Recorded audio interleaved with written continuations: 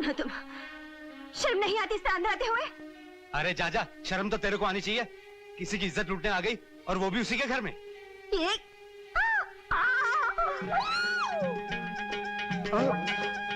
चले जाओ यहाँ से। मैं कहती हूँ तुम जाओ यहाँ से।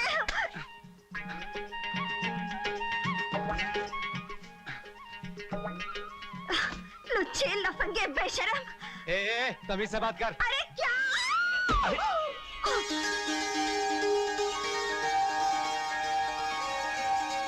बेशरम कहीं की।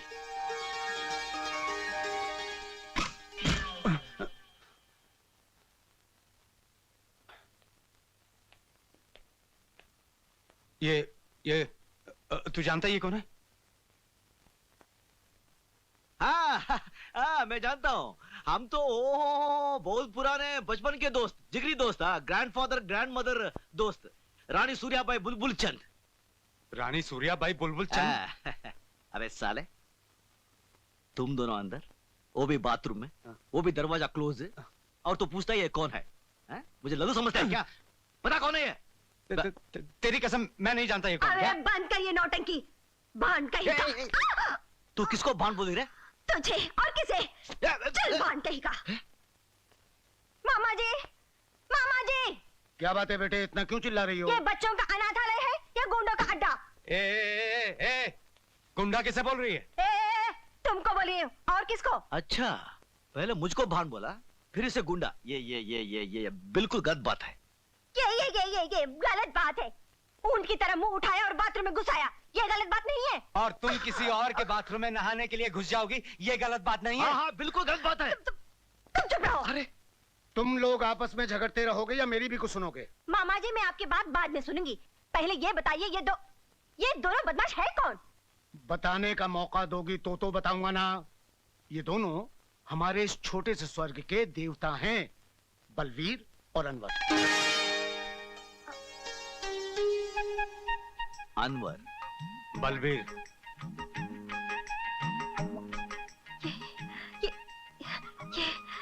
ये अनवर और बलवीर। हाँ, और भाई ये मेरी भांजी है।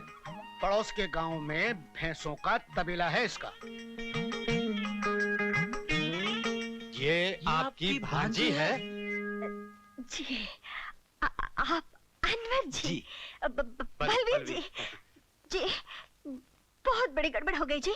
क्या हुआ कि पहचानने में भूल हो गई ना। ना जाने क्या क्या बक दी। बहुत बड़ी मिस्टेक हो गई। कोई बात नहीं, कोई बात नहीं, ऐसी मिस्टेक तो होती रहती है। अरे तुम चुप रहो जी। वो क्या है, मिस्टेक मेरी थी।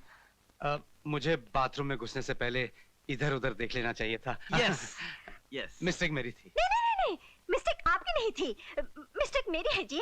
बाथरूम तो आपके है ना। यस। मैंने क्या किया, वो कड़ी लगाना भूल गई थी। कोई बात नहीं। कड़ी भले बंद नहीं थी, फिर भी मुझे बाथरूम में घुसने से पहले आवाज देकर अंदर आना चाहिए। यस। मिस्टेक मेरी थी। नहीं, मिस्टेक आपकी नहीं है, मिस्टेक मेरी है जी।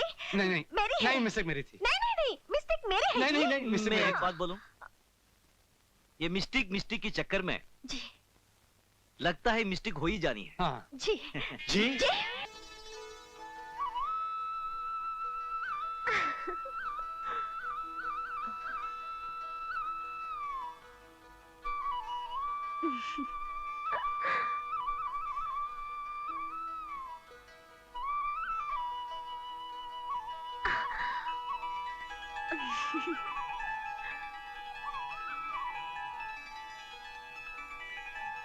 हाथ में तलवार भी नहीं? गर दिल में है मोहब्बत तो इजहार क्यों नहीं करते? मेरे प्यार से नहीं जब इनकार तो इकरार क्यों नहीं करते? क्या करूं, जब भी प्यार की बात करना चाहता हूं तो मेरी जुबान जैसे पत्थर सी हो जाती है। तुम एक काम करो तो मेरी सारी प्रॉब्लम सॉल्व हो जाए। तुम ही पहले कह दो ना कि तुम मुझसे प्यार करती हो। प्यार में शॉर्टकट नहीं ढूंढा करते। वैसे भी ये बात पहले लड़के को ही करनी चाहिए। हिम्मत करूं? ओके।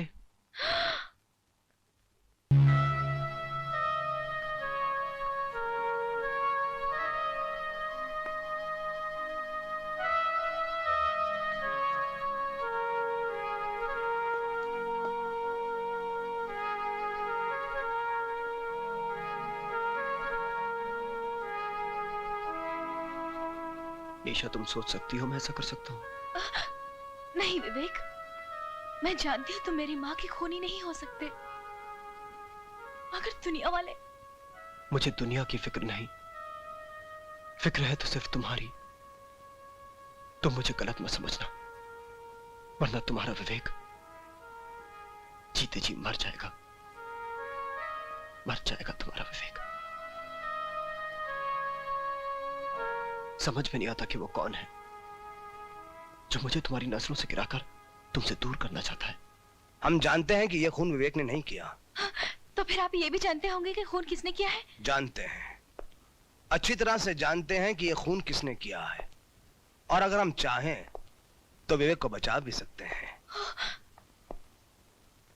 अगर भंडारी अदालत में यह गवाही दे दे कि उसने अपनी आंखों से विवेक को खून करते हुए नहीं देखा, तो हम बेनिफिट ऑफ डाउट में विवेक को रिहा करवा सकते हैं। इसके लिए मैं आपको अनाथ आश्रम की सारी जमीन दे दूंगी। बस? मैं अपनी सारी दौलत आपके नाम कर दूंगी। बस? विवेक के लिए मैं अपनी जान दे दूंगी। ये सब करने की कोई जरूरत नहीं। हाँ, अगर करना ही है तो अपने आप को मेरे हवाले कर दो। नहीं, ऐसा कभी नहीं हो सकता। अगर तुम विवेक से प्यार करती हो, उसकी जिंदगी बचाना चाहती हो, तो ऐसा ही होगा। नहीं, मैं अदालत को सच्चाई बताऊंगी। विवेक को बचाने के लिए मैं दुनिया का बड़े से बड़ा वकील खड़ा करूंगी। दुनिया का कोई भी बड़ा वकील नेता भंडारी की चश्मदीद गवाही के सामने कुछ नहीं कर सकता। हाँ? विवेक को अदालत में पेश करने से पहले अगर तुमने हमारे साथ शादी नहीं की, तो फांसी का फंदा विवेक की तकदीर बन जाएगा। नहीं, ऐसा कभी नहीं होगा, कभी नहीं होगा ऐसा, समझे?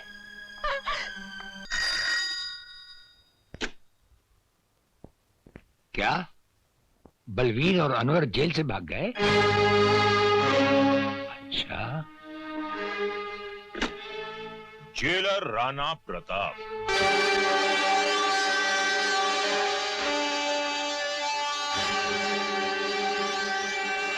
राणा प्रताप, वो राणा प्रताप जिसकी इजाजत के बगैर उसकी जेल से हवा भी नहीं गुजर सकती।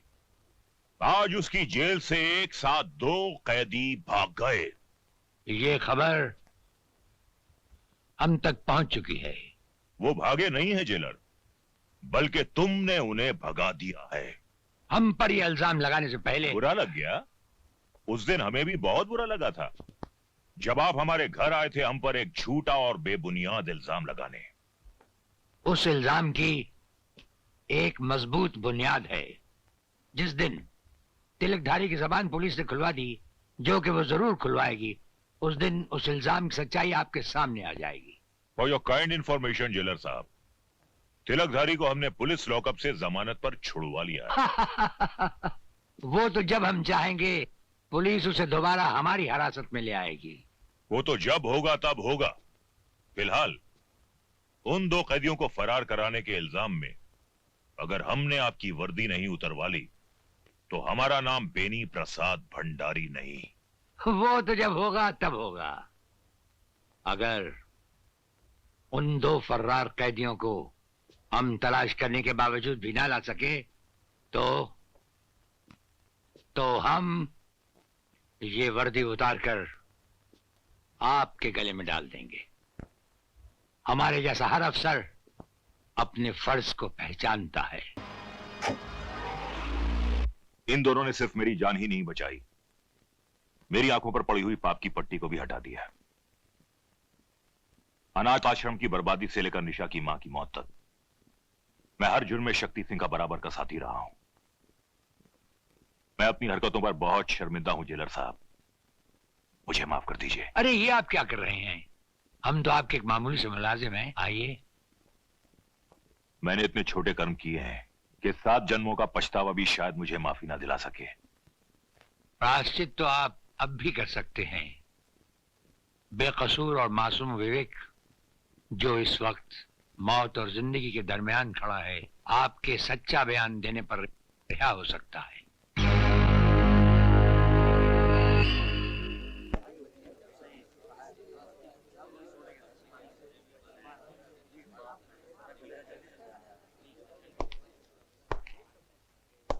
योर ऑनर, हमारी भेजी हुई अर्जी को आपने कबूल किया और हमें डिफेंस की तरफ से खड़े होने की एक स्पेशल इजाजत दी, उसके लिए अदालत का बहुत बहुत धन्यवाद। आप इस मुकदमे के बारे में जो कुछ कहना चाहते हैं उसे अदालत के सामने पेश कीजिए। ये नौजवान निर्दोष है, इसे एक चालबाज ने खून के झूठे इल्जाम में फंसा रखा है। आखिर वो एक इंसान है कौन योर ऑनर जिसे राणा साहब चालबाज साबित करना चाहते हैं? योर ऑनर, लाइन नंबर 2 और कुर्सी नंबर भी 2। अब हम अदालत से ये गुजारिश करेंगे कि इन्हें विटनेस बॉक्स में आने की तकलीफ दी जाए। हाँ, बुलाइए।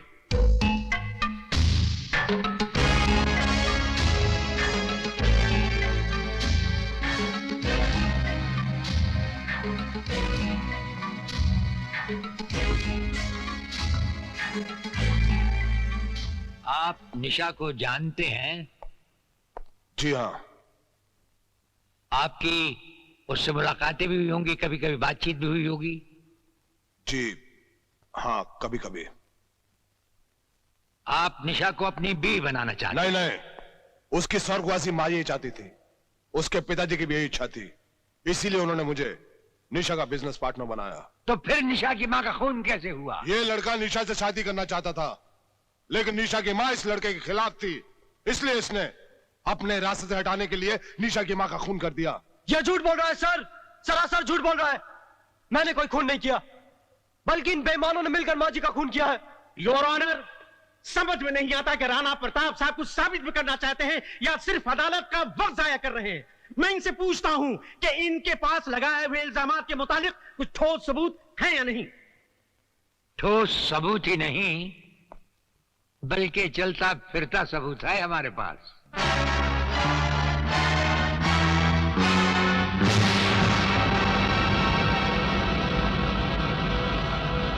जेलर राणा प्रताप के बताए हुए सभी इल्जामात सच हैं योर ऑनर। इन सब का जिम्मेदार है शक्ति सिंह।